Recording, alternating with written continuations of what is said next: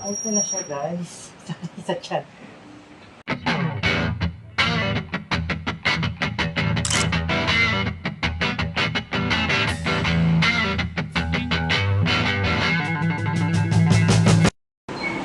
Hello guys, so for today's video, gusto ko lang i-share yung gagawin ko. So, kasi meron akong trip to Cebu.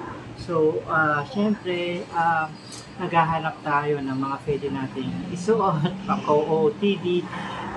Pero may time kasi na parang gusto ko lang magkaroon ng, magsuot ng shorts. Pero wala akong panglakad na shorts. Then, naghalongkat ako sa aking damitan din na tagpuan ko to yung luma jeans. So, hindi ko na siya nasusuot as jeans kasi nga parang sa panahon niya hindi na siya yung ano, hindi na siya makakasabay sa mga jeans, alam niyo yun. So, kaya ngayon, ito na lang yung gagawin kong short. So, ayan siya. So, ang gagawin ko is puputulan ko lang siya, ganun lang, puputulan ko lang siya din. Medyo tatastasan para yung maging style niya sa baba, imbis na tahiin. So, ayan siya. So, okay. Sakay ako dito.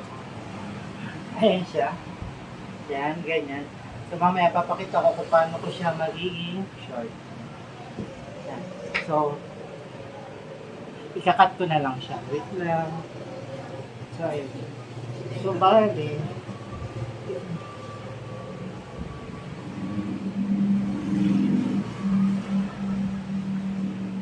So, bali ang gagawin ko is hanggang tuhod yung puputulin.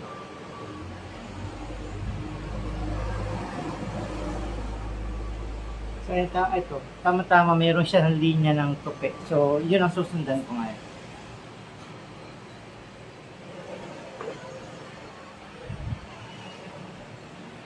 So, ang gamit ko na gunting ito, gamit pang abruto, pang ano talaga to, pang tela. So, patibay talaga to.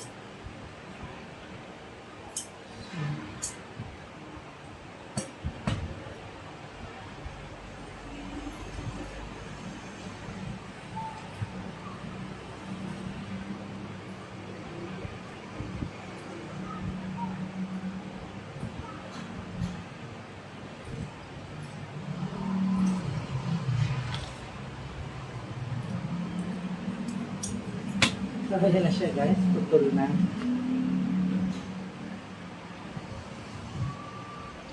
Ikakat-kan ito.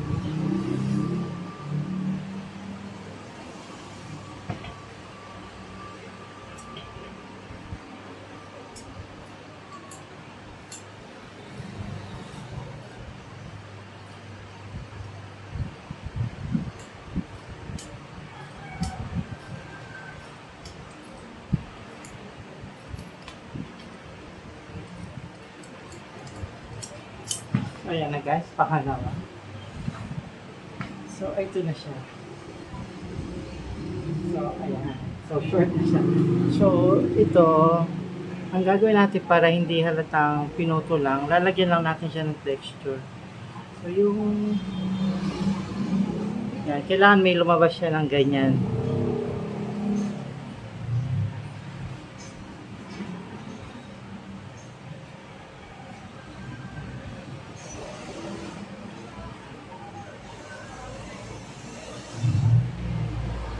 So, dapat may brush. Wait lang, kukuha lang ako ng brush para mabilis. So, yun guys, meron na akong brush. So, ito yung pang kakiskas natin sa dulo.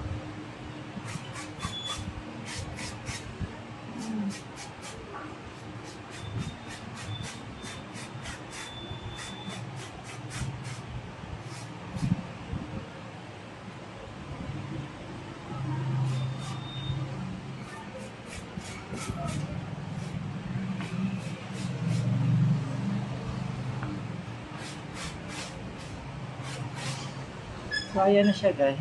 Kung makikita nyo, diba? Meron na siyang accent. So,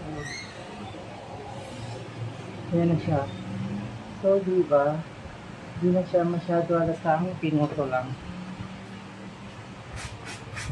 Dagdagan pa natin.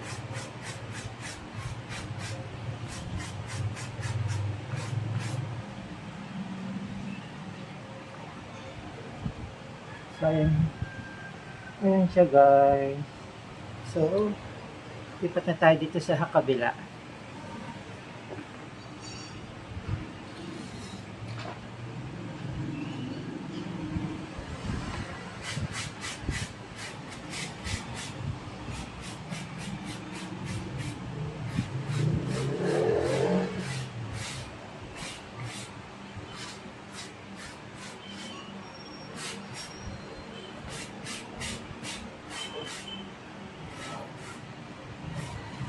So, ito na lang sa kabila.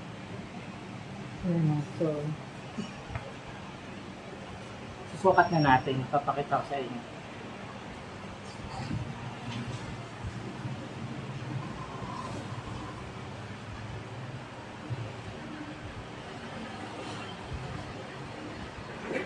So, ito na siya, guys. Sorry sa chat. Ayan. So, ayan na siya. So, di ba? Instant short. So, meron na tayong pang OOTD ng isang araw sa ating trip sa Cebu. So, yun guys, yun lamang gusto ko lang i-share ng aking naisip. So, if nagustuhan nyo, please like and share, then comment, then if possible, subscribe na din. Please support